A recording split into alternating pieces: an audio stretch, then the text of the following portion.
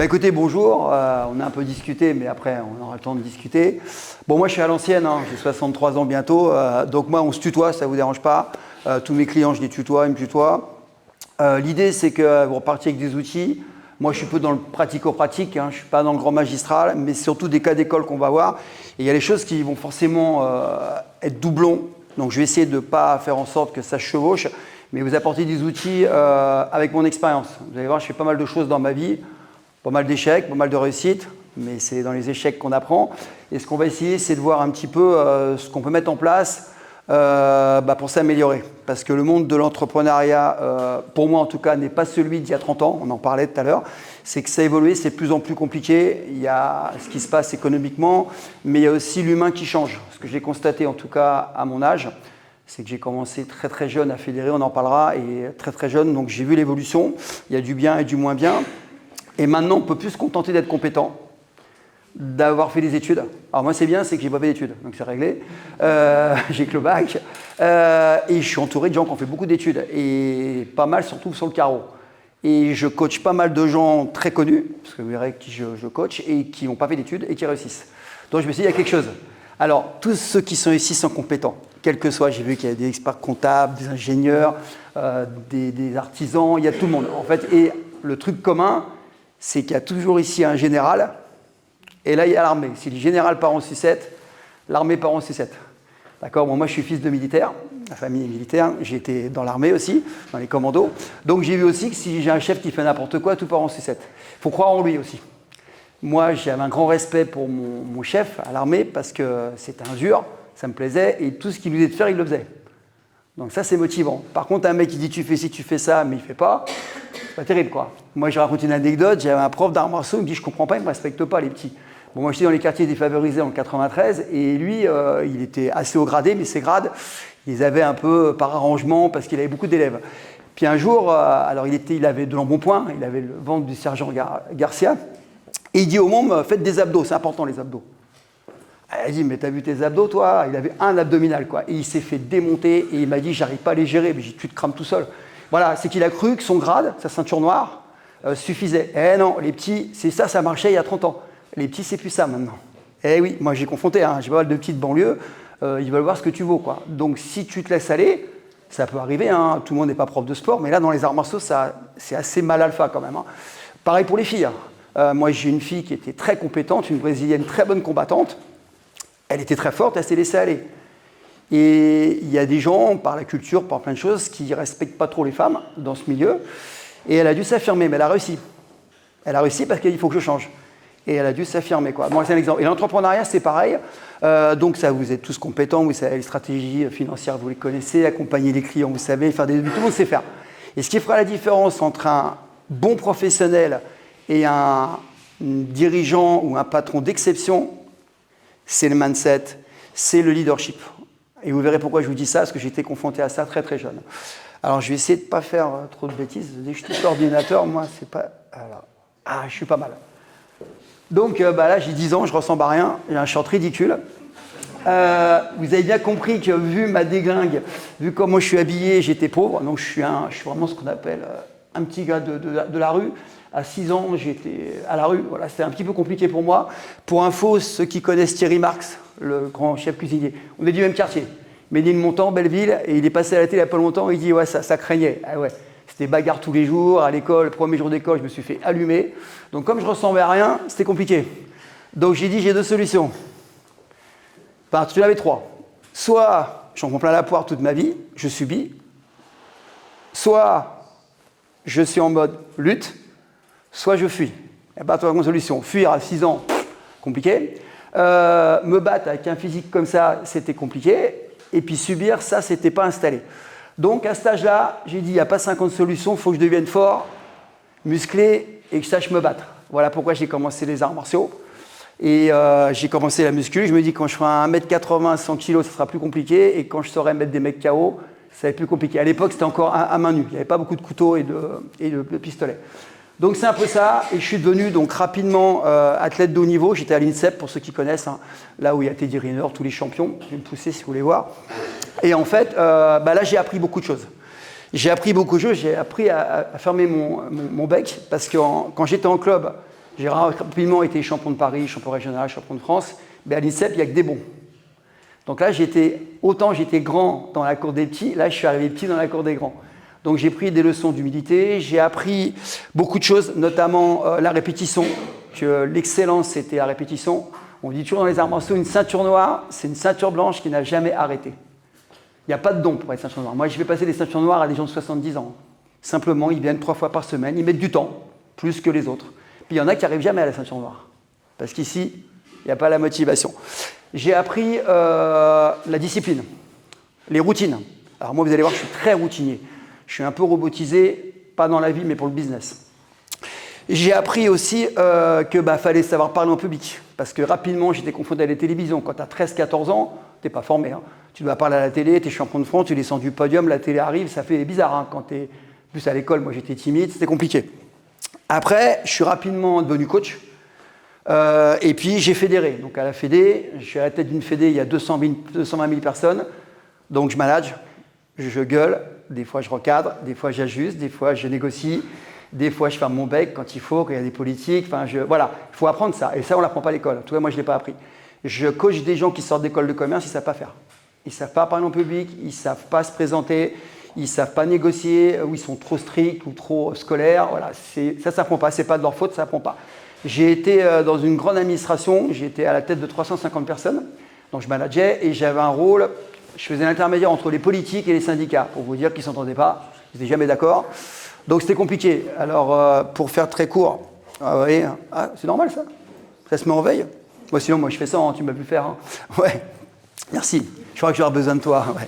Et en fait, ce qui est important, c'est que dans tout ce que j'ai fait, j'ai vu ce qui m'a permis de m'en sortir, c'était pas ma compétence, tout le monde était compétent, ce qui m'a permis d'être le leader de celui qui tire les gens vers le haut, parce que c'est le but de monter les équipes pour grossir, ce n'était pas mes compétences, parce que j'ai même des gens qui étaient bien plus compétents que moi autour de moi, heureusement d'ailleurs, parce que moi je ne l'étais pas. Et en fait, c'est en prenant ces personnes-là que j'ai grandi. Donc j'ai appris à fédérer, j'ai appris à devenir leader, j'ai appris à automatiser, j'ai appris à gagner du temps, j'ai appris à utiliser des outils. Moi je suis très adepte de la loi Pareto, je pense que tout le monde connaît la loi Pareto.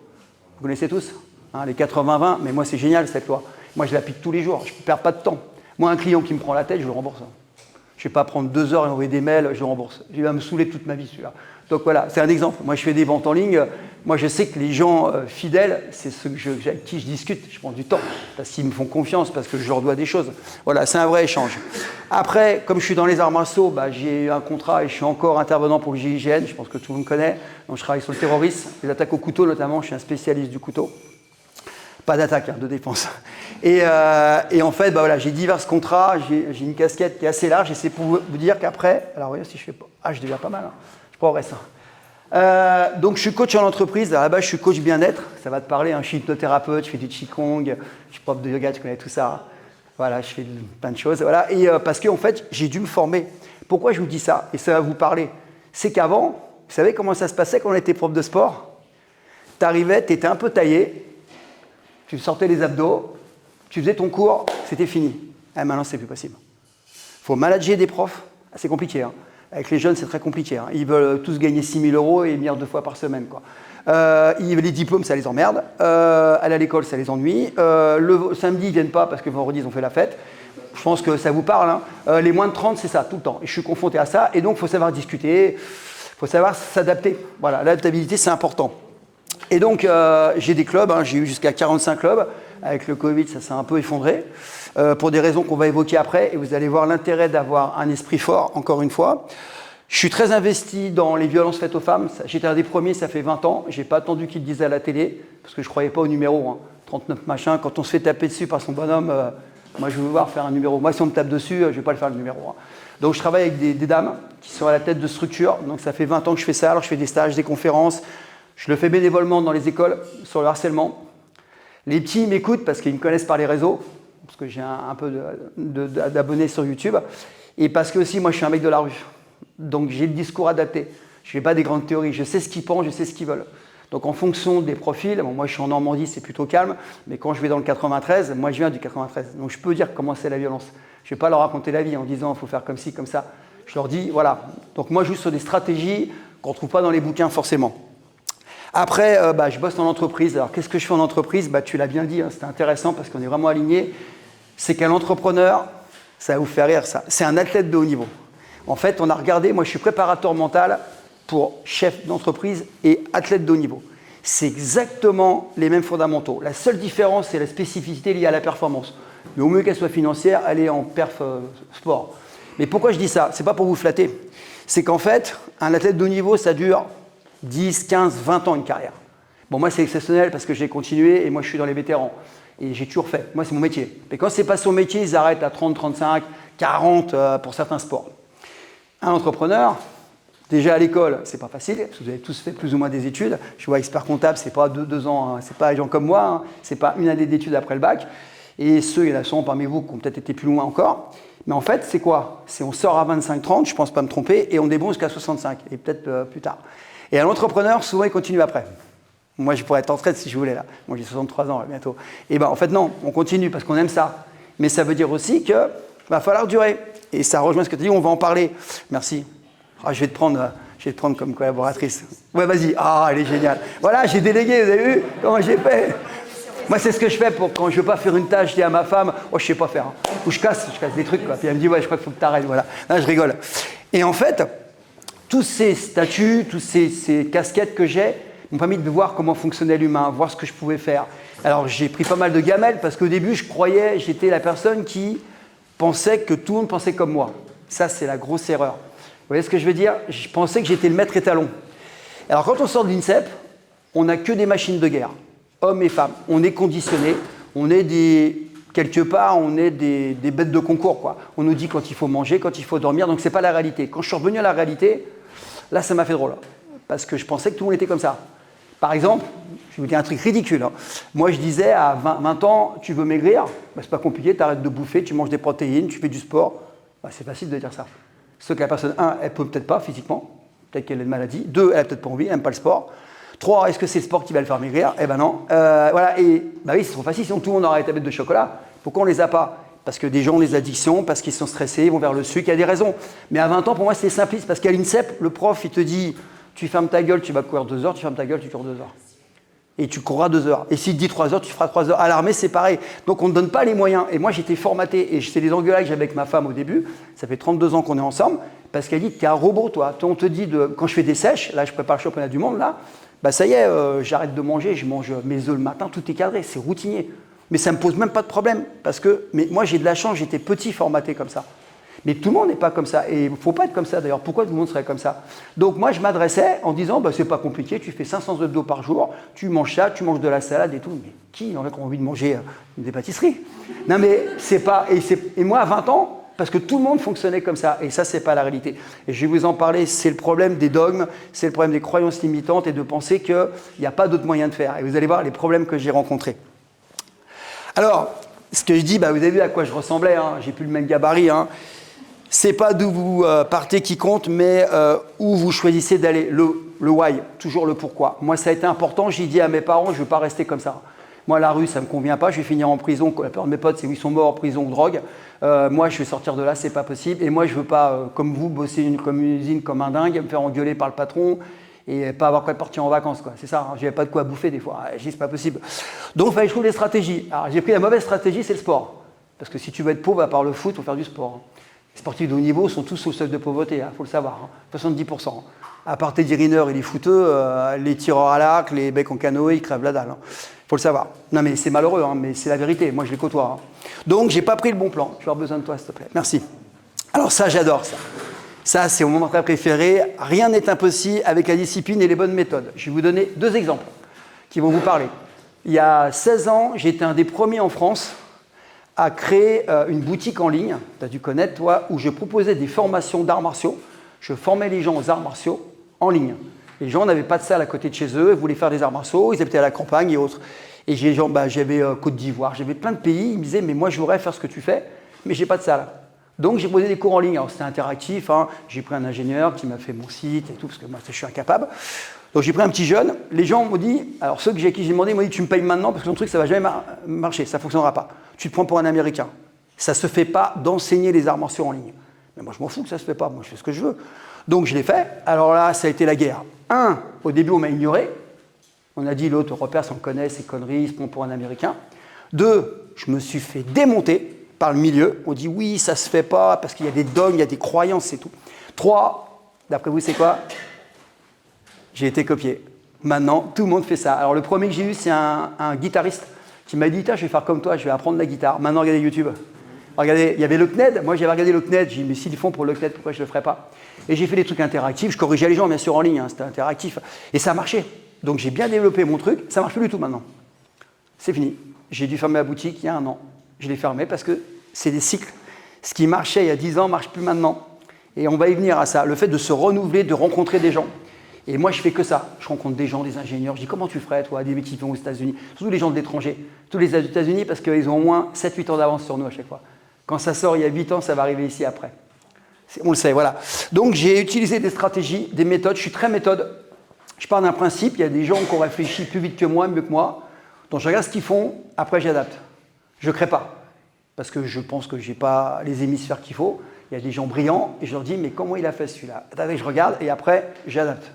Voilà, je te remercie. Voilà. Alors, pour moi, le mindset, c'est crucial. Je l'ai dit, l'état d'esprit, c'est ce qui fait la différence. Mais moi, je le vois clairement. Un athlète de niveau entre un champion de France et un champion du monde, j'entraîne un champion de France actuellement. Il ne sera jamais champion du monde, je le sais. Il n'a pas ça. Il n'a pas la rage. Dès qu'il y a un échec, il n'arrive pas à se contrôler. Il ne supporte pas les contraintes. Il ne supporte pas les obstacles. Donc, il est doué. Donc, en France, il gère. Dès qu'il va faire Europe, monde, c'est mort. Parce que là, il rencontre les mêmes machines de guerre que lui, sauf que là, les mecs, c'est les fils et les tueurs. J'en ai sorti des champions. Ils ne sont pas comme tout le monde. Mais ils ont des prédispositions et ils les ont travaillées. Il y a des gens qui ont des prédispositions qui ne les travaillent pas. Et en entreprise, je le vois bien, il y a des startups qui décollent, d'autres qui ne décollent pas, mais je sais pourquoi. Et quand je les coach, je leur dis, alors moi j'ai un principe un peu différent du tien, je me base beaucoup sur la neuroscience. Je travaille beaucoup, je suis praticien en neurosciences, parce que moi j'aime bien les chiffres. Je suis quelqu'un de chiffres, j'aime bien les scores, j'aime bien il faut que c'est de la matière. Moi je suis pas trop dans la littérature.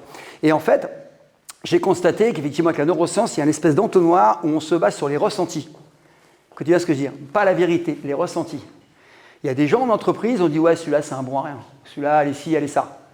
Je fais une anamnèse, donc je fais les coachings, l'anamnèse, je prends la personne pendant 1 heure, j'écoute ce qu'elle dit. Et après, je lui fais remplir le questionnaire. C'est hallucinant.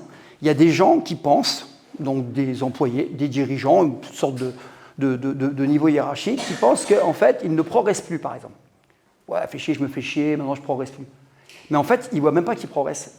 Donc, quand on regarde où ils sont partis, où ils sont arrivés, j'ai fait quand même tout ça, tu as progressé.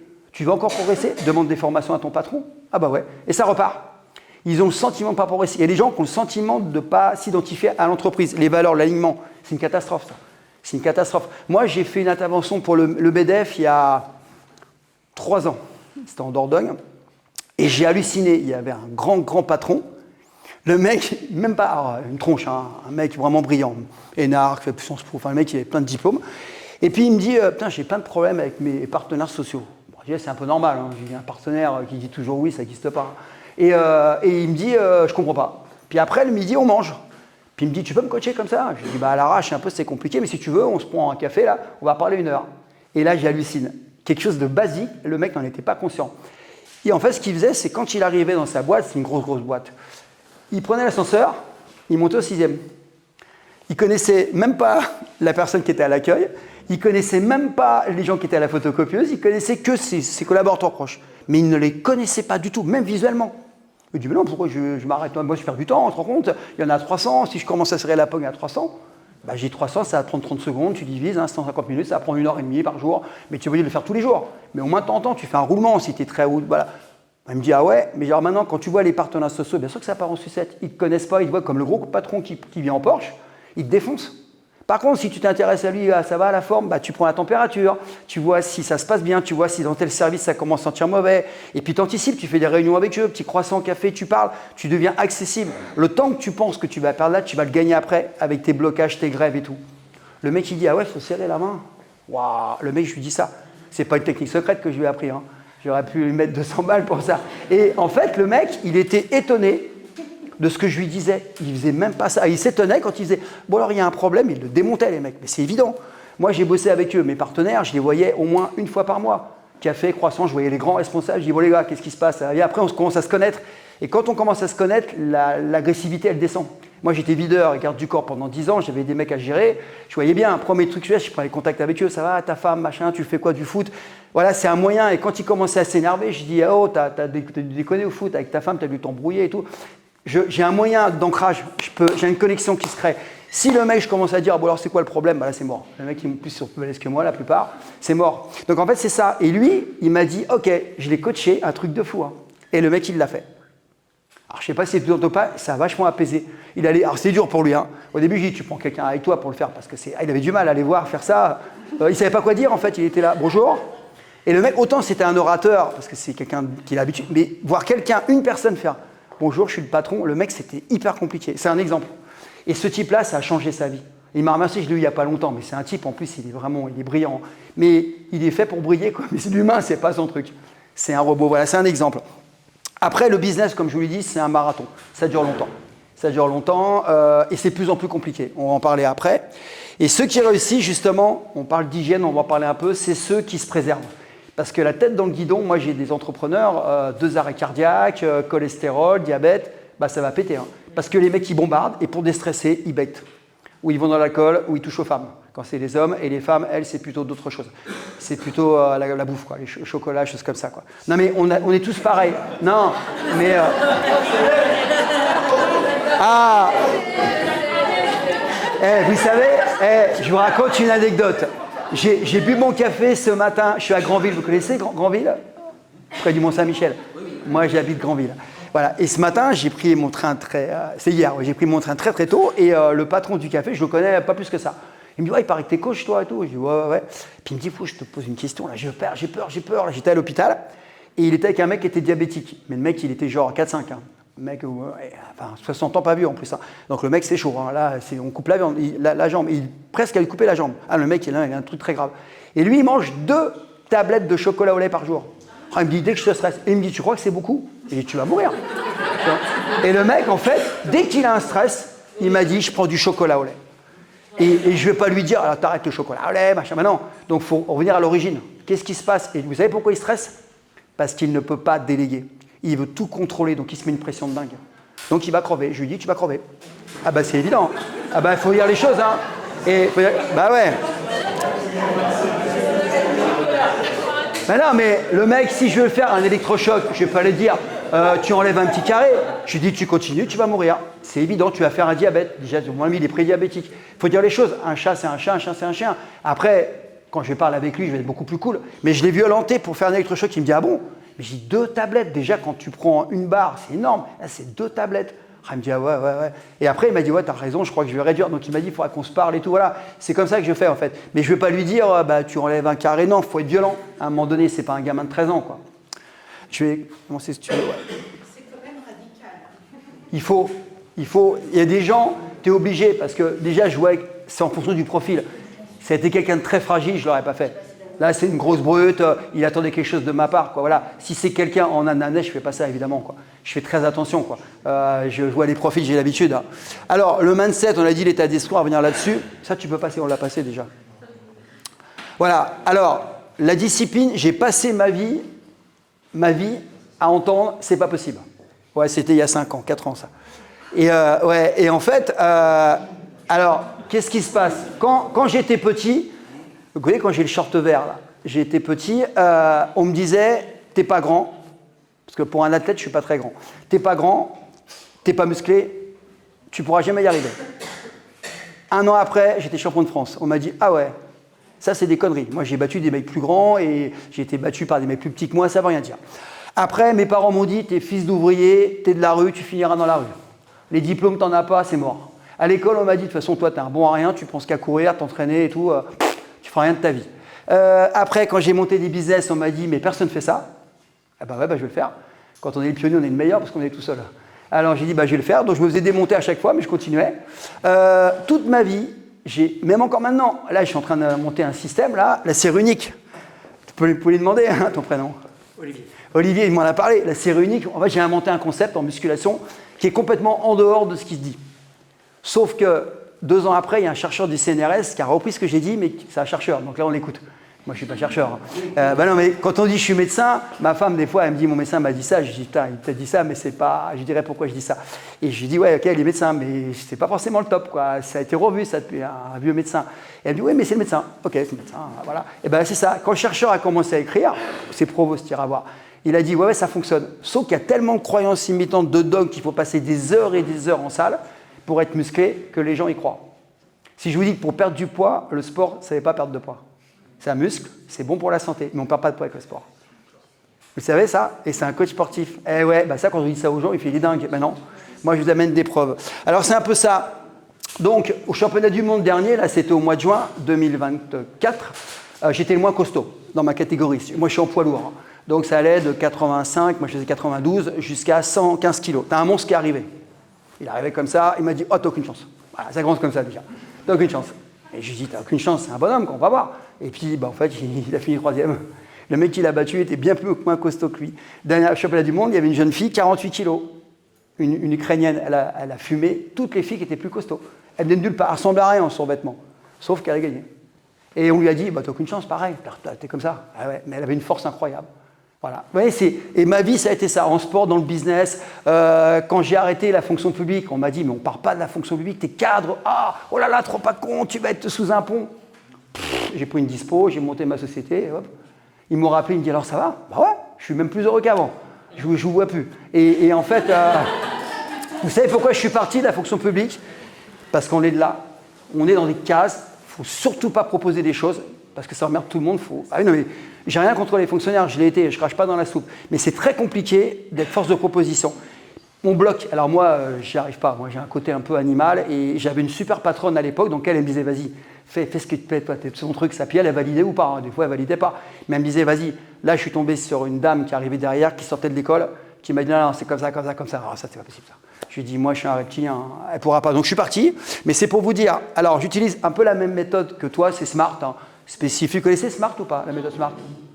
Alors, c'est spécifique, parce que mesurable, le A, atteignable, le R, et le T, temps, voilà. En fait, cette méthode, elle marche super bien. Moi, je le fais à chaque fois, et à chaque fois que j'ai eu des échecs, ça ne rentrait pas dans les cases. D'accord? Ah, mais ça marche. Cette méthode, elle est tellement basique, mais c'est comme en combat, hein. Ce qui est le plus simple, c'est ce qui marche le mieux. Ceux qui voient les combats des MMA, vous avez vu, hein, gauche-droite, le kick, hop, ça tombe. Hein. C'est bien mieux que faire les trucs compliqués. Bah, dans la vie, c'est ça. On cherche des fois midi à 14h, mais ça, voilà. Alors, la discipline, moi, c'est super important. Je suis hyper discipliné et ça m'aide beaucoup. La discipline m'aide beaucoup parce qu'elle me donne, ça va vous parler, des temps dans la journée. Tout à l'heure, on m'a dit, mais tu as le temps de faire tout ça? Bah ouais. Parce qu'en fait, j'ai des temps pour moi, j'ai des temps pour mes enfants, des temps pour ma femme, des temps pour me détendre. Je mets des temps. Moi, je ne peux jamais bosser 4 heures d'affilée comme un dingue. Moi, j'écris pas mal d'e-books et de livres. Hein. Là, j'écris un livre avec un médecin. Il y en a, il reste 6 heures. Moi, je ne peux pas. Mon ordinateur, j'ai mal aux yeux, quoi. Donc, je fais 2 heures. Je vais faire mon sport. Je vais à la plage, je vais me baigner. Je reviens, je m'occupe de ma fille. Hop, je refais 2 heures. Je fais par tranche. Mais dans la journée, il faut que j'ai rempli la mission. Je ne me couche pas tant que je n'ai pas rempli la mission, tant que je n'ai pas rangé mon bureau. Vous voyez, j'ai des routines, un peu militaires. Mais ça m'aide énormément parce que ça me libère du temps. Je ne me fais pas emmener par le boulot. Sinon, je ne m'en sors plus, l'hibou, bah, je vais en faire 1, 2, 3. Et je m'oblige à ça parce que j'ai une tendance, on en parlait, j'étais comme toi, hein, j'ai une tendance je suis dans la compétition plus, et ça finit mal. En championnat, je suis le seul mec qui s'entraîne que 3 fois 30 minutes par semaine. Les mecs font tous 4 heures par jour. Moi, quand je fais plus, c'est parce que je fais du yoga, du qigong. C'est des trucs qui me font récupérer. Mais en muscu, je fais que 3 fois 30 minutes. C'est unique. Et j'ai été 6 fois champion du monde comme ça. Et j'ai prouvé aux mecs, et ils ont contrôlé en salle. Ils m'ont dit, le mec, il est dingue. Sauf que ça marche. Parce que j'ai utilisé une loi physiologique qui s'appelle la loi de l'hormèse. Vous la connaissez? Non, ça peut vous servir. La loi de l'hormèse, c'est exactement c'est l'inverse de ce qu'il ne faut pas faire en entreprise. La loi de l'hormèse, c'est que tout organisme vivant, d'accord, même les animaux, quand il est confronté à un stress aigu, court, donc forcément intense, qu'il est progressif, je vais vous expliquer après un exemple typique, et qu'il est calibré, va te rendre plus fort. Je vous explique, la musculation c'est quoi? Tu prends un poids de 5 kg. Si tu prends toujours 5 kg, ton muscle ne grossira plus. Donc tu prends 6, 7, tu progresses, mais il faut que ça soit court. Si tu passes 8 heures par jour à faire du poids, tu vas tout péter. Donc, et en entreprise, c'est ça. L'hormèse, c'est qu'en fait, prendre du temps, il faut être dans l'intensité. Je sais pas, ça vous arrive des fois d'être connecté sur un dossier pendant une demi-heure, tu es à fond, tu es dans ta bulle. En fait, vous voyez, on est bon une demi-heure, une heure, et après ça se dégrade. La technique de la tomate, là, Pomodoro, c'est efficace parce qu'en fait, moi je vois bien, hein, à un moment donné, je suis plus performant, j'ai envie d'aller voir mon téléphone, j'ai envie de me lever boire un café. Donc je fais des cours. Pour ça que les sprinteurs ont des physiques différents des marathoniens, parce que c'est court, on est dans l'intensité. La loi de l'Hormèse, c'est ça. Et on peut l'utiliser en entreprise.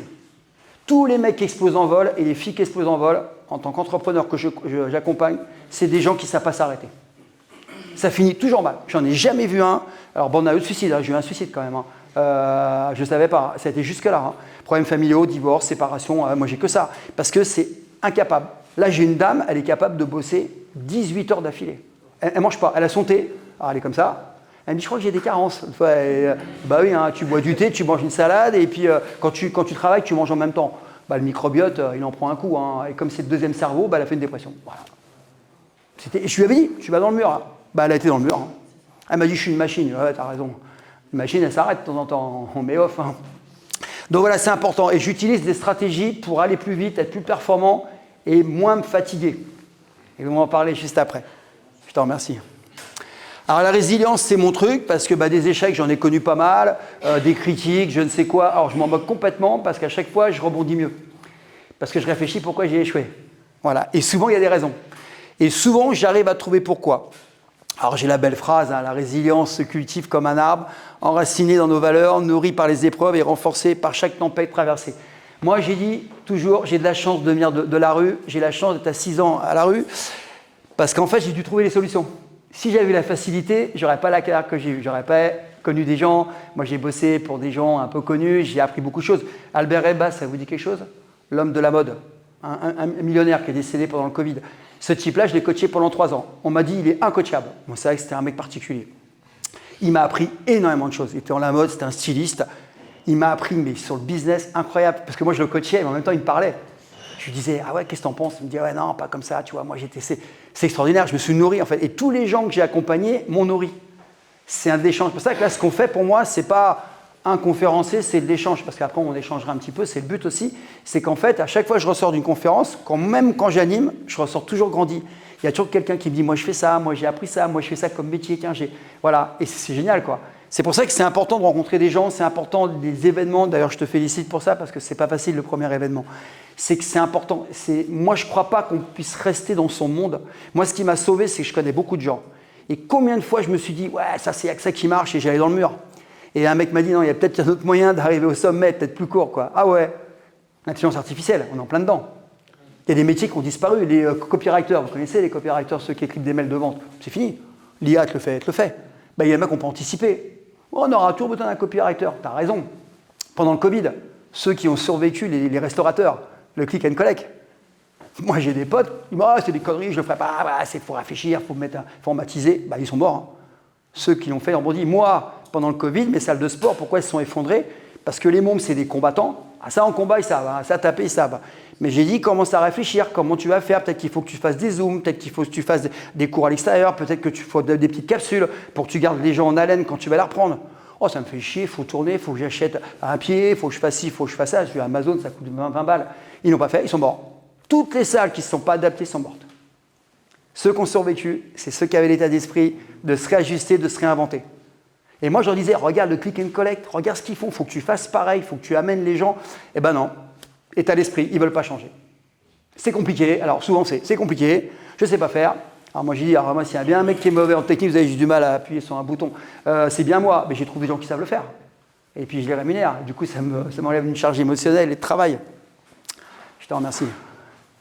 Alors, la motivation, on va en parler après, c'est particulier. La motivation, c'est un faux mot pour moi. La motivation, combien de fois on me dit, allez, c'est la nouvelle année, je suis motivé, je vais à la salle de sport, on connaît, je fais un régime, il faut que je sois bien cet été. Ça dure un mois. Parce que la motivation, c'est un starter. Alors, on le voit chez les athlètes de haut niveau. Hein. On le voit, ils sont très fragiles là-dessus. Il suffit qu'ils se disputent avec sa copine, son copain, avec sa mère et tout. Il suffit qu'il y ait un échec, qu'on critique. En fait, c'est très fragile, un athlète. Et moi, je me suis beaucoup nourri de l'eux. Et en fait, la motivation, elle est vraiment ponctuelle. Combien de fois on m'a dit, ça y est, j'y vais, je suis à fond. Là. Et alors, t'en es où? Ouais, moi, je commence demain. Hein. Et voilà. Parce que la motivation, on le sait, alors, en dev perso, c'est dans le mesure. C'est un truc qui te parle. Et en fait, par contre, et on revient sur le why, quand tu as le pourquoi, c'est plus la même. Pourquoi j'ai voulu me sortir de ma condition pourrie à 6 ans? Parce que c'est la survie. Je sais que je ne voulais pas crever comme ça, comme un con, ou que mes parents ont chié toute leur vie en HLM avec des conditions déplorables. Non, c'est pourquoi? Parce que je veux me sortir de là. Pourquoi je fais ça? Parce que pourquoi je travaille beaucoup, c'est que je veux laisser à mes enfants. J'ai 3 filles. Moi, ma vie, comme on a dit, le centimètre n'était pas loin tout à l'heure. Il était comme ça, j'ai plus que ça à vivre. Donc je me dis, maintenant, c'est plus pour moi, c'est pour mes enfants. J'essaye de les tirer vers le haut, leur expliquer des choses. Ce que je vous dis, je leur dis tout le temps. Je leur fais mal à la tête. Et mes 3 filles, c'est marrant, il y en a une, elle a changé à 35 ans de métier. Elle m'a dit, mais je crois que tu as raison, je ne me vois pas toute ma vie faire ça. Mais j'ai fait un truc qui te fait kiffer. Ça y est, elle fait un truc qui l'a fait kiffer. Elle a repris les études à 35 ans. Je lui ai dit, je m'en fous, je te les paye. Ou tu vas travailler à côté. Tu dis, elle l'a fait, c'est la plus heureuse des gamines. Je lui ai dit, tu vas faire un truc toute ta vie parce qu'on t'a dit qu'il fallait faire ça parce que c'est peinard. Donc tu vas être peinard toute ta vie à te faire chier, quoi.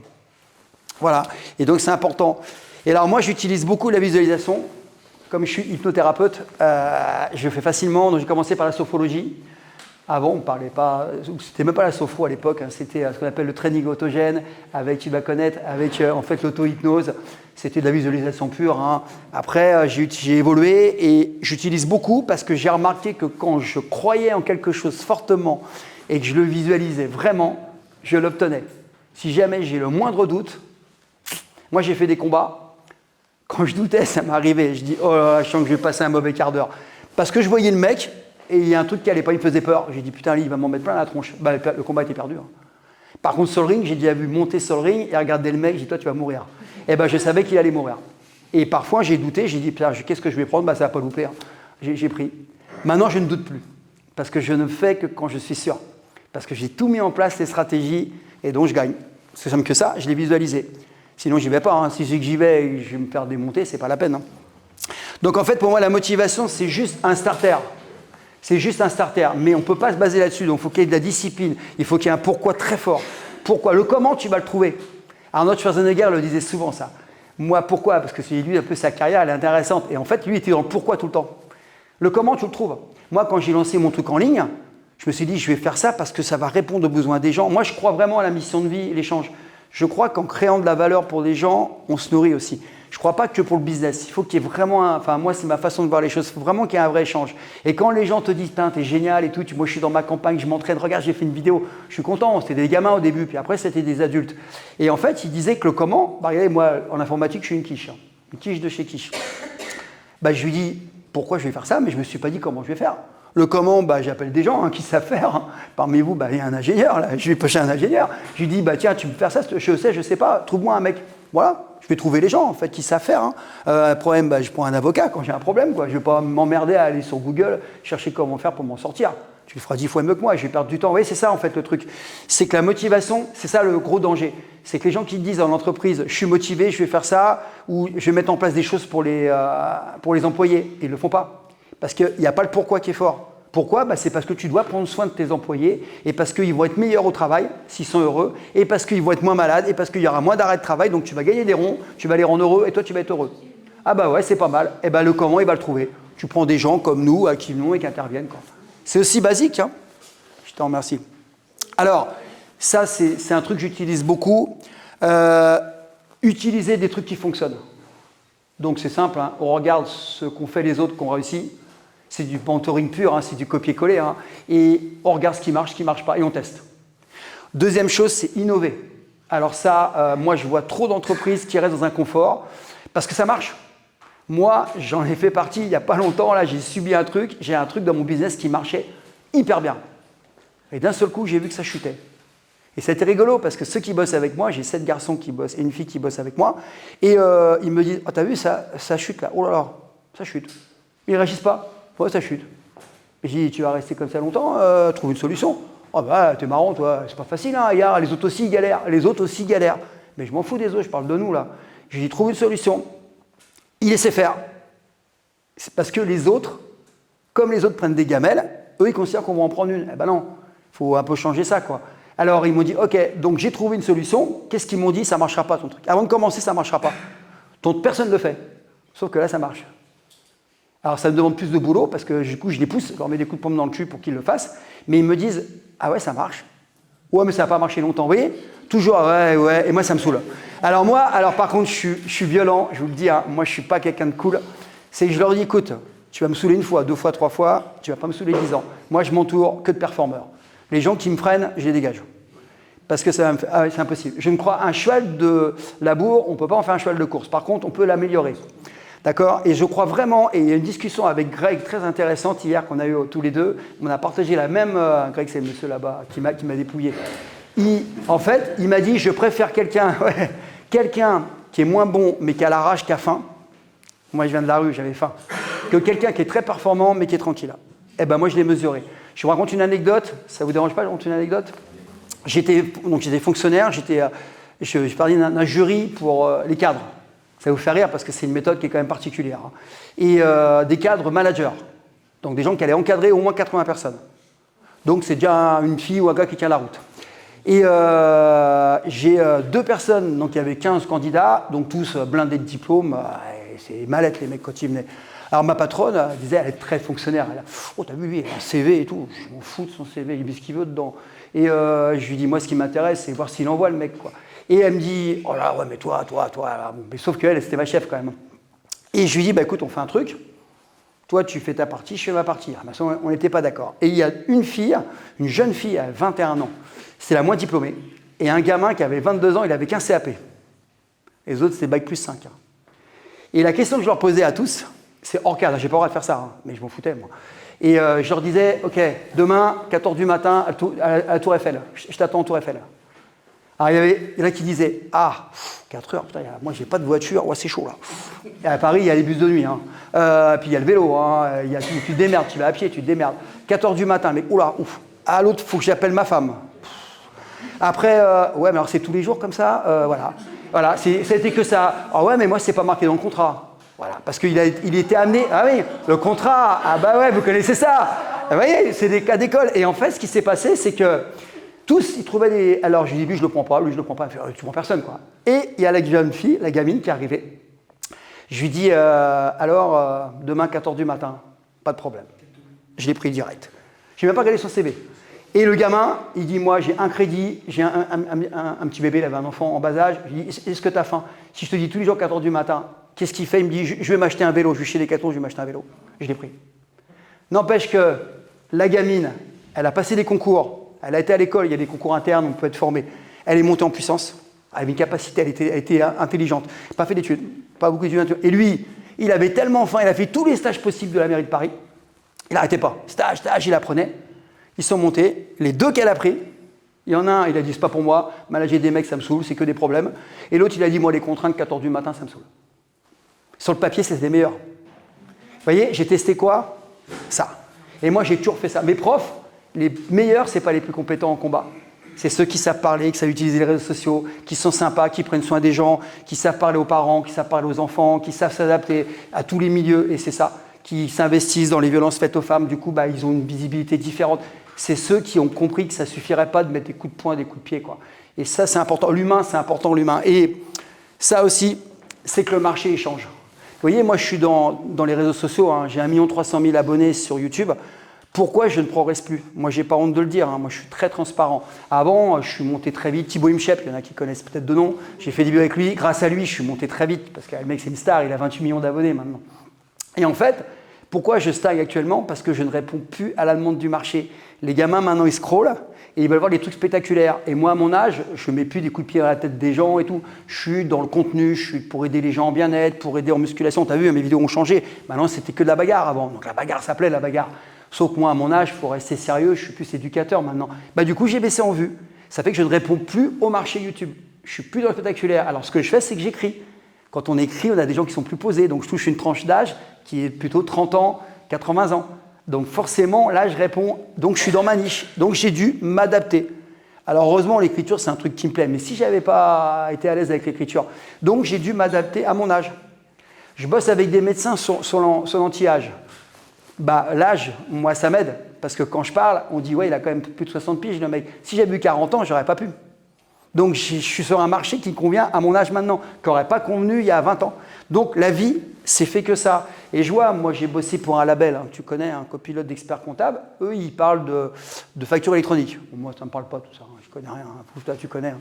Et je lui dis, ah ouais c'est quoi? Il me dit, il faut s'adapter. Ils parlent d'intelligence artificielle, ils font des colloques, ils font sans arrêt des séminaires, des colloques pour que les gens se rencontrent, qu'ils échangent sur les techniques.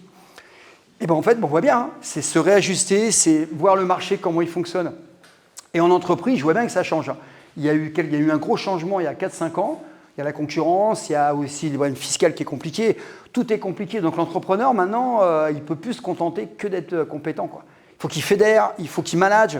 Il y a des gens compliqués quand même, hein. Moi, je vois, j'ai des gens, pour manager, ils me font mal à la tête. Hein. Et il y en a qui ne veulent pas le faire. Ils vont dans le mur. Hein. Là, j'ai une boîte, là, le patron, il est très directif. C'est du management à l'ancienne. C'est comme ça, je suis le chef. Avec les mômes, il n'y arrive pas. C'est participatif. Il est têtu. Ah, c'est comme ça, c'est moi le chef, c'est moi qui paye. C'est toi qui paye, mais eux, ils bossent aussi. Et non, mais le mec, il est sympa, hein, mais il n'a qu'un mode de management, il ne veut pas changer. Alors, je lui ai proposé, comme il ne veut pas le faire, de prendre quelqu'un qui manage participatif. Donc, il a pris quelqu'un, un directeur qui sait faire. Un plus jeune et tout, mais lui, il ne veut pas. Et il dit, ça m'emmerde. Tu sais, quand je lui dis de faire ça, il fait ça, point barre, sinon je ne le paye pas. Mais non. Alors, les mecs, qu'est-ce qu'ils font? Ils plantent des maladies. Il a un taux de maladie énorme. Les mecs, ils plantent des maladies. J'ai pas mes vacances, je prends une maladie. Donc, ils se retrouvent avec des pertes. Donc, voilà, quoi. Je te remercie. Bon, ça, je vais le passer. Hein. C'est que moi, c'est l'innovation, c'est un adage encore. J'aime bien les adages, moi, parce que ça marque. Tu peux passer, s'il te plaît. Alors, moi, je me remets en question permanent et je vais vous étonner. Je me forme environ 2 à 3 heures par jour. Alors, quand je suis dans la voiture, je pars en stage, je mets un podcast pendant 3 heures. David Lefrançois, La Roche, mes copains. Sur la neuroscience, j'aime bien. Sur des méthodes Qigong, sur le dev perso.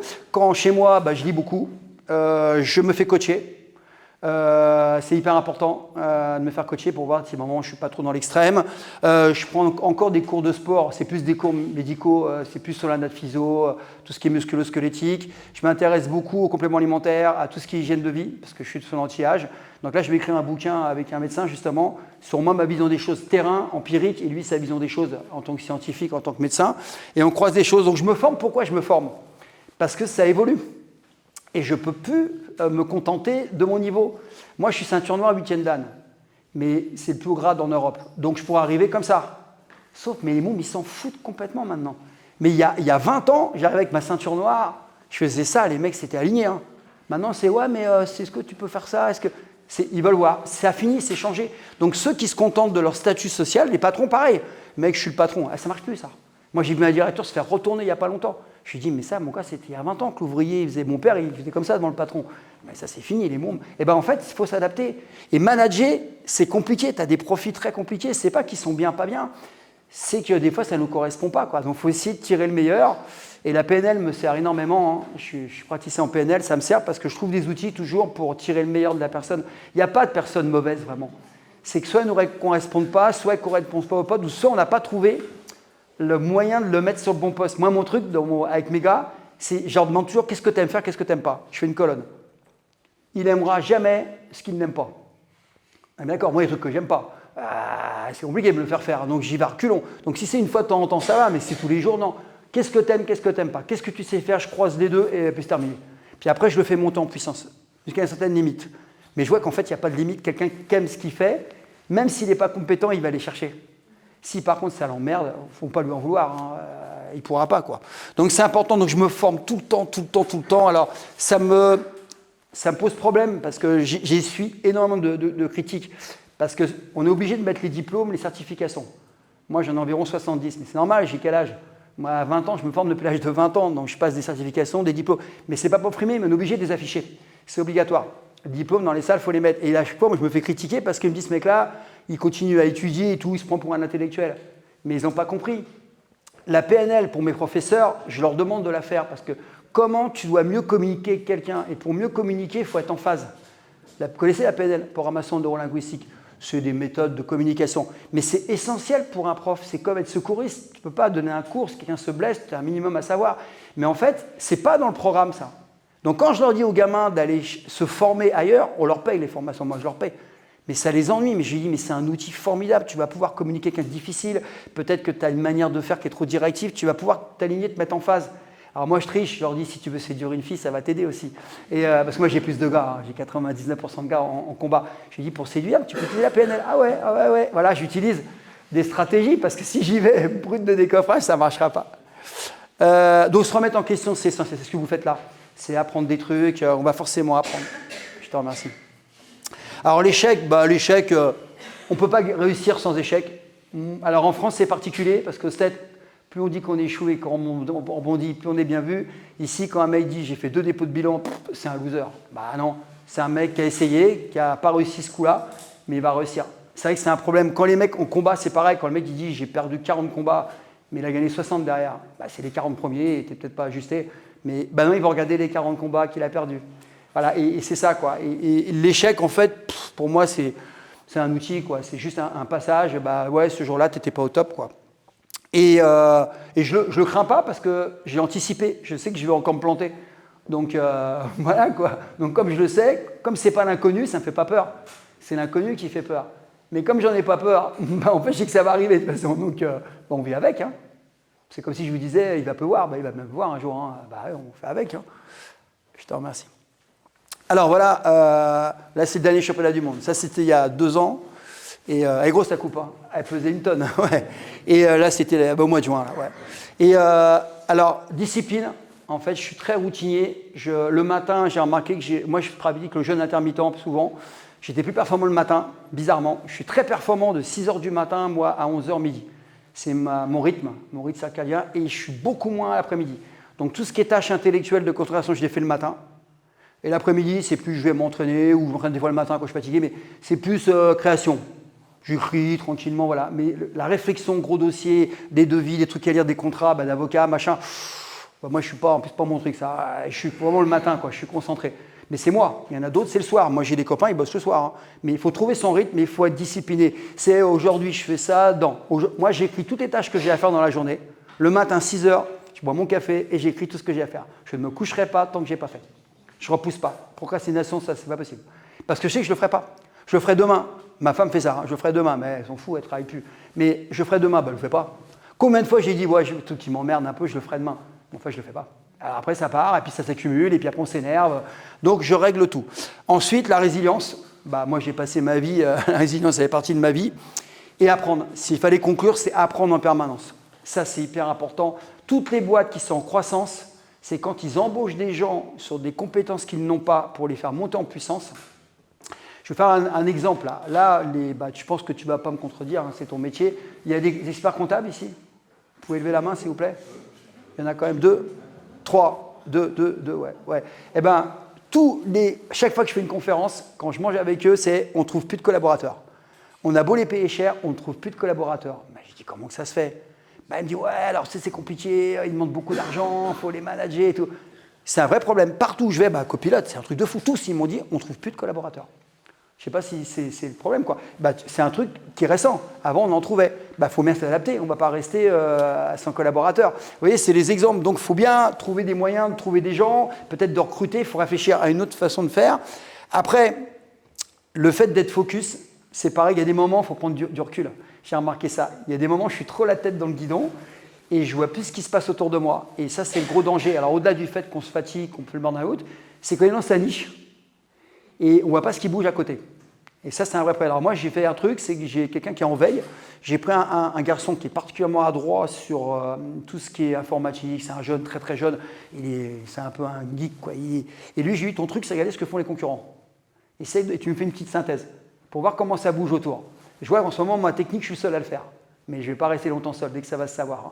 Donc en fait, la stratégie, c'est ça. C'est voir ce que font les autres. Peut-être qu'il y a un copain qui a trouvé un truc et tout. Ce n'est pas copier forcément. C'est voir comment ça bouge autour. Moi, j'ai des boîtes, ils ont le même fonctionnement depuis 30 ans. Sauf qu'à côté, ça bouge. Et du coup, ils étaient tout seuls sur le marché. Dans la région, maintenant, ils sont 2-3. Ils vont se faire avaler dans 2 ans. Parce qu'ils ne veulent pas utiliser les réseaux sociaux.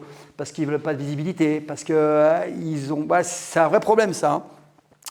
Et le succès, je dis toujours, c'est une question de choix. Moi, je dis toujours, si on se donne les moyens, on peut y arriver. Et les limites, bien sûr, c'est celles qu'on s'impose, on le sait. Vous savez qu'en hypnose, le premier cours d'hypnose que j'ai pris, c'est que le cerveau ne fait pas la différence entre le réel et le virtuel. C'est pour ça qu'on hypnotise des gens. On leur fait faire, pas tout le monde, 70% des gens. Ça ne marche pas sur tout le monde, l'hypnose. L'éricksonienne un peu mieux, mais voilà. Parce qu'en fait, on ne fait pas la différence. C'est fou, hein. Vous savez qu'ils ont fait une étude avec des basketteurs américains. C'est impressionnant, hein. Ils ont pris un sophrologue, apparemment c'est une pointure. Ils ont fait 2 équipes qui avaient le même niveau et ils leur faisaient des tirs au panier. Il y en a qui le faisaient réellement physiquement. Et les autres qui se sont mis en état sophronique. 1 semaine, même résultat. Et à l'INSEP, ils l'ont incorporé maintenant. Quand les mecs se blessent en judo, ils leur font travailler dans le vide en visualisant la technique. Pour pas qu'ils perdent. Parce que physiquement, ils sont blessés. Pour pas qu'ils perdent le geste. Et bien en fait, ils gardent le geste. Hein. Moi, je l'ai testé en compétition. Hein. Ça marche super bien. Si je visualise le mouvement, je le reproduis exactement. Mais je me mets vraiment en état sophronique plusieurs fois. 4-5 fois. J'ai même fait sur des foules. Parce que j'étais un peu stressé, il y avait un gros enjeu. Je visualise la foule qui m'applaudit, qui me dit t'es le meilleur, t'es le plus fort, je suis sur le podium et tout. J'arrive, je suis gonflé à bloc.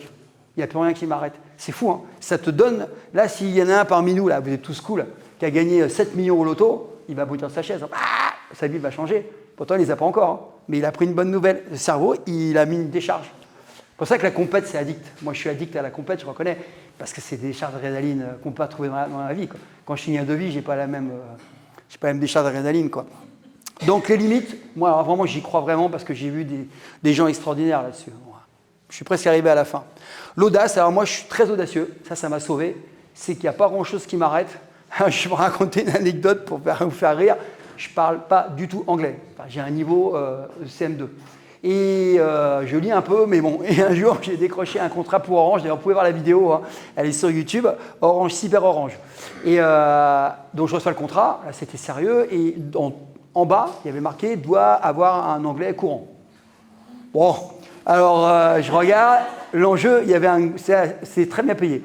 Je dis, ouais. Alors, ma grande fille qui parle couramment, elle me dit, tu vas pas y aller, papa, t'es cinglé, courant, tu sais pas parler anglais, tu vas rien comprendre. Ouais. Bon, mais je chine quand même, j'y vais. Mon avocat, il dit, c'est chaud, hein, parce que tu vas arriver là-bas. Et j'arrive là-bas, alors là, ça a été compliqué. Hein. J'arrive, et puis, les mecs parlaient tous anglais. Alors, il y avait un Hollandais, un Australien, pas un mot de français. Oh. Alors j'arrive, il y a le café, j'ai dit « Allô ?» Ah ouais, mais ils ont vite compris, hein, ça a duré 3 minutes. Hein. Et après, problème, c'est ton âge. Alors moi, c'était pas compliqué, j'avais 4 phrases et je faisais une clé de bras à un mec, donc casser un bras, ça je sais faire, même en anglais. Par contre, parler, fallait comprendre ce qu'il me demandait. Il y avait des caméras partout et tout, et j'ai dit « Waouh, faut que je trouve une solution. » Et là, on remet trouver une solution. Le pourquoi, c'est que je veux ce contrat. Donc comment je vais faire? Alors, vous savez ce que j'ai fait? C'est que ça s'est dégradé. Alors, ils ont vite compris de chercher un mec qui parlait anglais et français, et parce qu'ils ne me comprenaient pas non plus, forcément. Et il me dit, écoute, tu parles pas anglais, toi? Bah, je dis, ouais, tu sais, moi, je suis un peu stressé, bon, j'ai un peu embrouillé. Et puis, et après, il me dit, mais comment on va faire? J'ai dit, on va trouver une solution. Laisse-moi un peu de temps, je trouve une solution. Et qu'est-ce que j'ai fait? J'étais dans les couloirs, j'ai chopé un petit, 18-19 ans, il poussait un Rolls. Je dis, viens me voir, s'il te plaît. Alors, le mec, il me reconnaît en plus. Il me dit, ouais, vous êtes Franck Repère. Je dis, ouais, écoute, on fera un truc ensemble. Je te file un petit billet, tu parles anglais. Il me dit, ouais, bah écoute, tu vas traduire toute la journée avec moi. Arrête de pousser tes rôles, ça, la con. J'ai été voir le mec, j'ai dit, je peux te l'emprunter. Le mec, il me dit, ok. Le gamin, il est venu, il parlait pratiquement couramment. Et il me traduisait, sauf qu'à un moment donné, il fallait que je répète des phrases. Ah, là, moi, je ne comprenais même pas ce qu'il me demandait. Alors, ce que j'ai fait, c'est que je l'ai mis en, comment on appelle ça, en phonétique. J'ai pris des feuilles A4. Je les ai collés sur des trucs, et comme j'ai une bonne mémoire, hop, je regardais vite fait, hop, je faisais la scène. Et comme ils coupent, c'est des scènes de 15 secondes, je retenais juste, mais il ne fallait pas me le demander après. Sauf que les scènes, ils la font 10 fois pour les angles. Bah, ils connaissent ça, hein. Donc fais comme si à gauche. Donc je répétais, et à force, je connaissais la phrase. Et en fait, bizarrement, donc ça a duré, moi je transpirais, le soir j'étais épuisé. Et puis le lendemain, je me fais convoquer, je vais me faire démonter par le patron, quoi. Et ben le mec, il m'a dit, putain, c'est génial, t'as un accent français. En plus, on te connaît sur YouTube, t'es marrant. Bon, ton anglais, on a bien vu que tu parlais pas anglais. Il m'a dit, il n'y a pas de problème, vous me croyez si vous voulez. 6 mois après, il me rappelle, c'était la nouvelle année. Il me dit, je voudrais que tu fasses une petite vidéo pour la nouvelle année. Ils ont adoré. La vidéo, elle a fait un carton. J'aurais pas osé. J'étais pas bien, hein. Franchement, je transpirais. Parce que je comprenais pas. Alors, le midi, je comprenais rien quand ils parlaient entre eux. Et moi, je comprenais que dalle. Alors, bon, moi, pour manger, ça allait. Hein. Chicken, machin, les aigles, ouais, je m'en sors. Pour survivre, ça va. Mais je tiens pas une conversation. Il me disait, tu fais ci, tu fais ça, c'était impossible. Ben voilà. Et mes filles m'ont dit, mais t'es complètement fou. J'ai fait pas mal de télévision avec Guillaume Play, tout ça. Là. J'étais sur le plateau. Pareil, j'y allais au flanc. Je vais pas mourir. Je vais être ridicule au pire.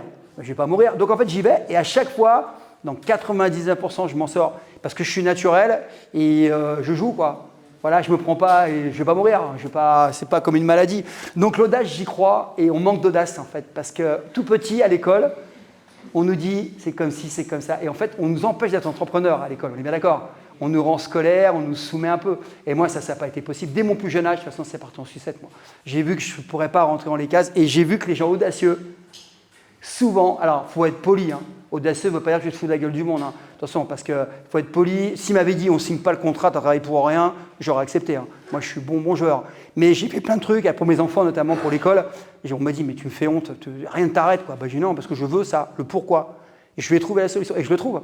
Je trouve, mais je mets du temps des fois, mais je trouve. Donc voilà, je voulais vous dire ça. L'audace, c'est super important. Je vais être. Alors voilà, bon. La concurrence, moi, j'en ai pas peur. J'aime ça. Parce que s'il n'y a pas de concurrent, bah, je ne gagne pas de compétition. Si je suis tout seul sur le podium, c'est pas marrant. Donc, faut un peu... et la bagarre, la concurrence te rend meilleur parce qu'elle t'oblige à chercher. Et la concurrence veut dire qu'il y a un super marché. Ça, c'est important.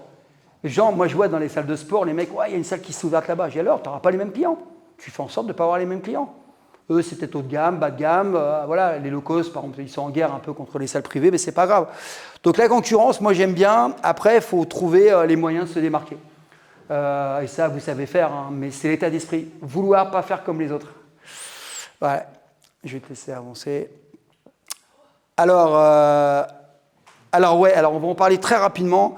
Je déborde pas là, c'est bon? Tu me dis, hein. J'ai 5 minutes, ouais. Moi, je pars du principe, il ne faut pas travailler plus, il faut travailler plus intelligemment. Et il faut absolument que vous mettiez des phases de repos. Moi, je vois la règle de base, alors là, ce n'est pas moi, c'est les médecins qui m'ont dit, c'est 1 heure de taf, 5 minutes, on se lève, on va boire un café, on va boire un verre d'eau.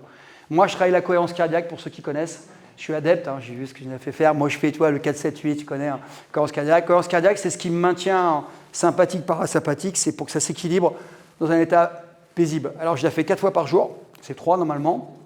Et voilà, je la fais 1 fois le matin, 1 fois avant de manger, tu connais bien, 1 fois l'après-midi et 1 fois avant de dormir, toujours assis. Donc partout où je vais, en voiture, en salle d'attente, je la fais, je récupère. Parce que je sais que je suis comme tout le monde, même si je ne suis pas stressé, on en parlait hier, je sais que j'ai quand même du stress dedans. Donc j'utilise pour les compétitions, j'utilise pour tout en fait ce que je fais. Et il ne faut pas grand-chose, boire un verre d'eau toutes les heures, se lever, boire de l'eau filtrée. Pas de l'eau en bouteille, pas la cristalline en bouteille, pas. De l'eau filtrée, c'est important. L'eau, si elle est en bouteille, et je pense que tu es d'accord avec moi, hein, il y a des médicaments, des métaux lourds, il y a tout dedans. Mais alors, pas bon pour le corps. Hein. Il y a même des hormones dedans. Donc, les oestrogènes, ouais, c'est hyper mauvais. Moi, je filtre l'eau. Hein. Un investissement, ça vous coûtera moins cher que l'eau en bouteille sur 1 an. Moi, je ne vous vends pas de fontaine, hein, je ne suis pas commercial, hein, mais je vous le dis, filtrez votre flotte. On pense à manger bio, on filtre l'eau. C'est pas bon, ça. Donc, travailler intelligemment, mais pas plus. Moi, j'y crois pas à ça. Il faut réfléchir et déléguer, embaucher les gens qui savent faire pour gagner du temps. Moi, si je dois traduire en anglais, je l'ai fait là. Vous doutez bien que je ne vais pas me mettre à l'anglais. Hein. J'ai pris un mec qui parle anglais couramment, j'ai dit tu me traduis, terminé. Il y a l'intelligence artificielle qui aide aussi. Il y a plein de trucs. Je vais te laisser avancer, je vais me faire engueuler par la patronne sinon. Et je fais pas le poids, elle fait de la boxe. Alors, pour très rapidement, j'automatise à mort. J'automatise. Plus j'automatise, plus je gagne du temps et moins j'ai d'ennui. On va avancer, s'il te plaît, parce qu'il faut que je sois dans le timing. Alors, l'énergie, ça passe par... Alors là, on va en parler. Hein, je crois à 3 énergies, moi, physique, mentale, émotionnelle. C'est la base. Alors, ça ne veut pas dire que faire du bodybuilding. Hein. Ça veut dire faire un peu d'activité, faire de la marche, un peu d'activité physique pour s'oxygéner. Hygiène de vie irréprochable. Bon, je vais un peu trop loin, mais c'est pas manger trop de sucre. Ça, le sucre, c'est catastrophique. Parce qu'au-delà de l'aspect esthétique, ça flingue le pancréas, on a des pics d'énergie. Quand faites des repas de famille, vous avez vu, après, on est comme ça, on est au canapé. C'est parce que le pancréas, il décharge de l'insuline, c'est une catastrophe. Hein. Moi, j'en mange pratiquement pas. Hein. J'ai jamais de baisse d'énergie, du coup. Si je le fais, j'ai mangé l'autre fois 4 crêpes. Les crêpes, il n'y a pas longtemps. Ma femme fait des crêpes, les enfants, mais tu sais que papa, avec tes trucs à la noix et tout. Après, je suis comme ça. Et voilà, elle a Nutella, les cochonneries et tout. Voilà, mais c'est ça. Alors, bonne hydratation, ça, c'est important. Je passe pas mais ça, c'est boire au moins 2 litres d'eau. C'est pas 1,5 litre, c'est 2 litres normalement. Et de la bonne eau. Pas l'eau du robinet. L'activité physique, on l'a dit, la respiration, cohérence cardiaque, il y a plein d'autres techniques. Hein. Il y a le carré, il y en a 30 des respirations. Mais la cohérence cardiaque, vous allez sur Internet, sur YouTube, ça prend 5 minutes, vous allez voir le bien-être. Là, ce que tu nous as fait, c'était génial, je te remercie. Ça fait du bien. Vous avez vu, il y en a qui bâillaient. Moi, je l'ai fait pour des traders il n'y a pas longtemps, ils s'endormaient, les mecs. Tellement ils ont de la pression, ils ont fait à lâcher prise, ils se sont endormis en 10 minutes. Hein. Et puis, pareil, prendre soin de soi, se faire un petit massage de temps en temps, prendre un bain, partir quelque part avec son épouse, son époux, prendre des moments, mais courts, mais intense, tu dis allez, cet après-midi on fait rien. Mais on ne sera pas moins productif. Hein. Moi je l'ai testé, c'est pas vrai. Hein. Parce qu'après on devient meilleur, on a faim. Après les compètes, moi, qu'est-ce qui se passe? Je suis ruiné. Je suis ruiné physiquement. Ouais, on se tape des charges de lourdes et tout. Mais 2 jours après, j'ai faim, mais je prends 2 jours de repos après. Ça y est, la faim elle revient. Par contre, le lendemain, je suis naze, quoi. Je suis pas en vie. Hein. Je vais te laisser avancer, s'il te plaît. Alors, se faire coacher, je finirai presque là-dessus, c'est essentiel. Moi, tous les gars que j'ai, Obama se fait coacher, ils sont tous coachés. Hein. Tous les grands de ce monde, ils ne nous le disent pas, ils se font coacher. Moi, les mecs que je coach, ils se font coacher à côté. Moi, j'ai un coaching particulier. Ils ont d'autres coachs, des coachs financiers, des gens sur des terrains que je ne sais pas faire. Ils sont tous coachés. Il y en a même qui vont voir des voyants, qui vont voir des médiums, parce qu'ils ont besoin de... Non, mais pourquoi pas, si ça leur fait du bien. Ils trouvent des outils pour leur faire du bien. C'est important. Et je crois vraiment que... Alors, le coaching et le mentorat, c'est un peu différent. Mais moi, des mentors, je reconnais que j'en ai pas eu trop. Mais on peut en avoir besoin, quoi. Mais voilà, après, j'ai pas le même âge, moi. Voilà. Mais si j'avais été plus jeune, j'aurais pris un mentor, c'est sûr. Mais il faut voir des gens qui ont une vision différente. Moi, je vais voir un psychologue de temps en temps. Comme je suis dans l'excès, elle me dit, ouais, là, quand même... Et ben en fait, elle me recadre un peu, quoi. Et du coup, même si j'écoute pas forcément ce qu'elle dit, j'ai une prise de conscience, quoi. Et c'est pas parce que tu as un psychologue que tu es dingue. Hein. C'est que tu as un problème. Non, c'est qu'en fait, on a tous des problèmes. Ça, c'est clair, lié à l'enfance. Mais en fait, quand je suis un peu dans l'excès, elle me dit, ouais, là, quand même, tu es un peu dans l'excès, quoi. Et c'est intéressant qu'une personne extérieure ose te dire, c'est pas médisant, c'est pas malveillant. Ouais, Franck, quand même, peut-être lever le pied, quoi. Ben voilà, c'est important. Côtoyer les meilleurs, alors ça, on est la moyenne des 5 personnes qu'on fréquente, mais aussi, moi je pars de principe, hein, si tu t'entoures de mauvais ou de gens qui te tirent vers le bas, bah, si tu vas au bistrot et que tu vois des poivreaux, tu vas pas aller bien loin. Par contre, tu as les machines de guerre autour de toi. Moi, j'ai que des champions, des chefs d'entreprise qu'on fait, j'élimine. Alors, je rends service, j'aide des gens, mais je ne les garde pas autour de moi, parce qu'ils vont me plomber, quoi. Je prends que des gens qui ont faim, quoi, des gens qui ont envie de grimper, des jeunes, des moins jeunes. Parce que je m'ennuie. Quelqu'un qui répète tout le temps, oui, ça marche pas, il y a un qui marche, il y a ci, il y a ça. C'est bon, mais qu'est-ce que tu proposes? Moi, ça me saoule. Donc, je m'entoure que de machines de guerre. J'ai pas honte de le dire. Mais quel que soit le domaine, hein, ça peut être n'importe quoi. Hein. Pour moi, c'est important parce que je sais que ça va me plomber. Ça va me plomber et je vais perdre du temps. Voilà, donc c'est fini. Toi, merci. Je peux répondre 5 minutes? Je vais tester la parole. Ouais. Merci Franck, c'est toujours enrichissant de t'écouter. En tout cas, moi j'ai encore appris pas mal de choses. Est-ce que vous avez des questions à poser à Franck? Tu parlais tout à l'heure de l'activité cérébrale, de composition de texte, etc. Tu demandes de t'arrêter pour se reposer. Est-ce que tu considères que changer d'activité, passer de l'activité avec des physiques, c'est du repos? Ouais. Alors, attention, parce que tu vas remarquer qu'après une activité physique, tu seras beaucoup moins productif. Tu vas à la piscine à 1 heure, je te jure qu'après, pour réfléchir, c'est compliqué. Tu vas dans le canapé, tu vois.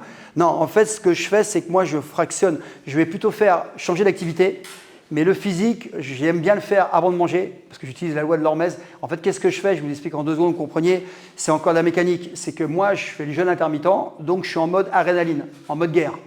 L'homme à l'époque, hein, qui cherchait le gibier, il partait de la tribu. Bon, des fois, il l'avait pas. Donc, il était à jeun. Donc là, c'est l'adrénaline. Et après, il ramenait le gibier, il mangeait avec la tribu. Donc là, il est en mode parasympathique. Il se détend, il mange. Donc, on a un parasympathique, détente. Et après, il dort. Donc, on a encore ces gènes installés. Donc, moi, ce que je fais, c'est que le matin, je suis en mode guerre. Mais après l'après-midi, c'est chaud parce que justement, je suis en mode parasympathique. Je peux faire une petite sieste et tout. Voilà. Donc, moi, ce que je fais, c'est pour éviter ça, je change d'activité. J'écris pendant 1 heure. Après, je travaille sur un autre truc, toujours intellectuel. Et après, en fin de matinée, comme je sais que je vais baisser en régime, je me mets une charge. Et là, mon corps, il réagit, il est en mode survie. Du coup, tout ce que je vais manger derrière, je vais exploiter tous les nutriments que je vais manger. Je ne vais pas les stocker. Comme je suis en manque, ça va se remplir en glycogène. Enfin, c'est un peu technique. Je remplis mon corps. Du coup, je le nourris de choses qu'il n'a pas. Du coup, je ne suis pas en surplus, donc je ne fais pas de poids, je ne fais pas de gras.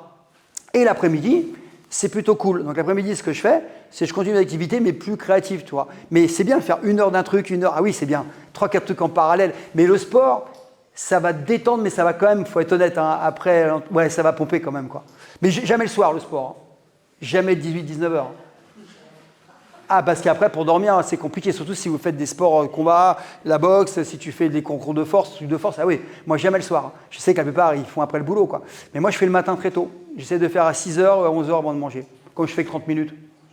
Voilà, c'est court. Hein. J'aurais 2 heures, ça serait plus compliqué à caser. Hein. Voilà, j'ai répondu à ta question? Merci. Ouais. Je sais pas s'il y a encore des questions. Est-ce que tu dors beaucoup? Ah, bonne question. Alors, je devrais dormir plus. J'ai ma montre qui me dit, tu sais, la montre connectée, là, qui me dit pas bien. Alors, avec l'âge, j'ai un sommeil profond qui est moins bon. On en parlait au resto hier tous les deux. Ouais, avec l'âge, c'est compliqué, même si je fais attention. Je dors, ouais, j'essaie de dormir. En fait, je dors à peu près 7 heures, 8 heures. Et si j'ai besoin, je dors plus. Mais je dors, ouais, le sommeil, c'est hyper important. Moi, c'est hydratation, alimentation, complément alimentaire, sommeil. C'est les 4 leviers. Là, j'ai mes compléments. Je suis venu, j'ai mes petites boîtes, j'ai mes petites gélules. C'est BCA, oméga 3, vitamine D. Tiens, une question, je peux me faire plaisir. Est-ce qu'il y a un médecin ici? Non? Alors, qui prend de la vitamine D? Ah, bravo. Ah, bravo. Ah, c'est beaucoup quand même, hein? T'en prends pas, toi? Non, ton copain derrière. Je te parle plus. Et alors, vitamine D. Alors, comment vous la prenez? En spray. Bravo. Qui la prend avec une ampoule 100 000 unités? D, vitamine D? C'est la vitamine du sommeil, c'est la vitamine que tu synthétises avec le sommeil. Ouais. Et c'est une hormone, hein. Normalement, c'est pas une vitamine. On dit que c'est une vitamine, mais c'est une hormone. Mais ouais, alors, t'en prends? Hein? Ouais, mais ça suffit pas, parce que tu la synthétises pas assez lent. En plus, si tu la mets de la crème, alors là... Voilà, t'as tout compris. Alors, vous la prenez comment? 100 000 unités? Tu la prends tous les combien? Pendant l'hiver, je le prends tous les mois, pendant 3 mois. Et tu prends une fois? Et après, une fois tous les 6 mois, 3 mois. Voilà, eh ben, c'est ce qu'il ne faut pas faire. Tu vois, je suis content, je t'apprends un mec et je t'apprends quelque chose. Tu vois. En fait, c'est important. La vitamine D, les médecins, c'est pas une critique, hein, ça, c'est pas du tout. Ils vous donnent des ampoules avec 100 unités. Le problème, c'est que vous la prenez, vous avez un shoot pendant 10 jours et vous évacuez avec les urines. Il faut en prendre tous les jours un petit peu. Il faudrait prendre 2, 3 000, 4 000 unités. Faut que je presse quoi? Ah, pardon. Ah oui, en fait, il faut en prendre tous les jours un petit peu. Alors, moins l'été, parce qu'on va au soleil. Toi, en plus, tu n'en prendras plus, tu vas aller au soleil tout le temps. Et plus l'hiver. Moi, là, je tourne à 4-5 000 parce que je fais beaucoup de sport. Après, il y a des gens qui synthétisent moins bien. Moi, avec l'âge, je vois que je fixe moins. Il faut savoir que les protéines, plus on vieillit, alors pas besoin d'avoir 95 ans, hein, à partir de 50 ans, on synthétise moins la protéine. Donc, si je vous pose une question, je ne le ferai pas. Je suis sûr que vous êtes tous sous 1 gramme de protéines par kilo de poids de corps. Par kilo. Vous n'y êtes pas. Eh bien, en fait, il faudrait que vous soyez au moins à 1,4, 1,5. Ceux qui ont 50 ans environ, c'est 1,4 à 5. Moi, je suis à 2,4. C'est énorme, hein, parce que je fais des concours de force. 2,4. Mais je vois les 2,4, je ne les fixe pas. Hein. C'est mon médecin qui m'a dit augmente, parce qu'on et ça, les gens ne le savent pas. Et pourquoi les gens âgés vous disent souvent, moi, je mange moins de viande qu'avant, moi, c'est plus mon truc, la viande. C'est une catastrophe. Ils font de la sarcopénie. Ça veut dire le tissu musculaire qui se dégrade. Et tous les gens que vous voyez dans la rue, qui ont 50 ans, qui marchent comme ça, vous voyez des fois les gens comme ça, c'est la sarcopénie. Et après, il y a la gynécomastie, les seins qui poussent. C'est les oestrogènes qui prennent le dessus sur les hormones mâles. C'est catastrophique. C'est la testo, elle a chuté. Donc là, plus de libido, plus d'érection, plus de motivation, plus de sport, du poids qui arrive. Et les gens que vous voyez dans la rue, qui ont des petites jambes, les hommes, qui ont des petites jambes et qui ont un buste encore un peu costaud, et qui marchent comme ça, c'est la sarcopénie. C'est une catastrophe. Ça peut changer. Mais c'est parce que c'est lié à ça. Et quand on ne prend pas de protéines, chez les femmes, c'est encore pire. Hein, parce qu'elles fixent moins bien. Ah c'est une catastrophe. Donc ça, il faut le savoir. Et ça ne demande pas de se prendre des cachetons en grande journée. Il faut manger des protéines à chaque repas. Des œufs, du poisson, de la viande, des sardines, des oméga 3, les petits poissons, voilà. C'est important. Les gens, petit déjeuner, c'est tartine, café rapide, donc 0. Le midi, 20 grammes. Dans le meilleur des cas, si ce n'est pas un sandwich, c'est 15 grammes. Et puis le soir, c'est une petite soupe, un yaourt ou des fois un peu de protéines, c'est 20-30 grammes. 30 grammes, ça veut dire 0,5 pour quelqu'un de 60 kg. Alors un monsieur, tu fais 90 kg à peu près, toi. Donc voilà, ouais. Ça veut dire qu'en fait, il serait à 0,5 et lui, il faudrait qu'il ait 150 grammes de protéines. Il serait à 0,50, donc 3 fois moins. Donc là, ça arrive forcément. Et les médecins, ça, ils ne le disent pas forcément. Les médecins du sport le savent. Vous voyez, plein de trucs comme ça. Et en entreprise, ce que je leur apprends, ce n'est pas être bodybuildé, loin de là, c'est performer en gardant la santé et la qualité de vie. C'est qu'ils rentrent le soir, ils ne sont pas explosés, quoi. Ils ont une vie sociale. Et ça, c'est important. Et du coup, les mecs, ils durent. Moi, j'ai des gens de 60 ans, mais j'ai changé leur vie, hein, sans prétention. C'est pas moi, c'est pas l'homme, hein, c'est la connaissance. Ils ont mieux hydraté, ils mangent mieux, ils ont plus de coups de barre. Du coup, les mecs, ils veulent bosser jusqu'à 95 ans, quoi. Il me dit, j'ai la sauce, Franck, et tout. Bah oui, parce que le mec, il a plus ses pics. Et il suffit de pas grand-chose. Hein. Le sucre le matin, jus d'orange. Ah là là, jus d'orange. Ah, jus d'orange. C'est automatiquement jus d'orange, on plombe en insuline. Vous pouvez manger une orange. C'est pas grand-chose, hein, prendre une orange à la place d'un jus d'orange. Je vais tester la parole. Ça marche. Merci, Franck. Merci.